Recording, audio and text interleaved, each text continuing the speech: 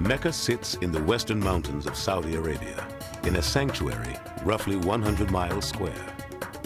Since long before Islam, it has been considered sacred territory, where no one could hunt, cut trees, or fight. At the heart of the city is a great mosque called Al-Masjid Al-Haram, and at its center is the Kaaba. Muslims don't worship the Kaaba. They worship what it represents, the one God. Hajj takes place in and around Mecca. It is a series of rituals performed between the 8th and 13th days of the last month of the Islamic calendar. While circling the Kaaba is the final act of the pilgrimage, it is also the top priority for pilgrims when they first get to Mecca. For Muslims who have prayed in this direction every day for years, seeing the Kaaba for the first time is almost overwhelming. Now to the Valley of Mina, where the Prophet Muhammad stopped and rested on his Hajj nearly 14 centuries ago. This is a town that grows from virtually 0 to 2 million people overnight. At dawn on the next day, the camps stir with anticipation for the greatest day of the Hajj. 2 million people are off to the plain of Arafat. Some 50,000 vehicles clog the roads.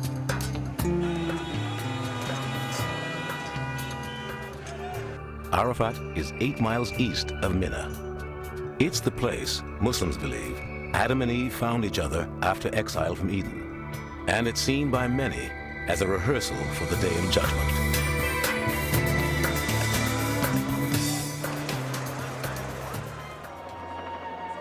It's Judgment Day. All the trappings of life sort of fall away and you see these people in front of God Almighty. And that's all there is. A strange quiet descends in the afternoon as people turn inward. It's called the Standing at Arafat. Only when the sun has set can pilgrims leave Arafat. Nearly 2 million people stand poised to move as soon as the sun dips below the horizon. The pilgrims move back toward the white tents of Mina, where tomorrow they will engage in a symbolic battle with the devil. Here, Muslims believe, God asked Abraham to sacrifice his son, but the devil challenged him not to.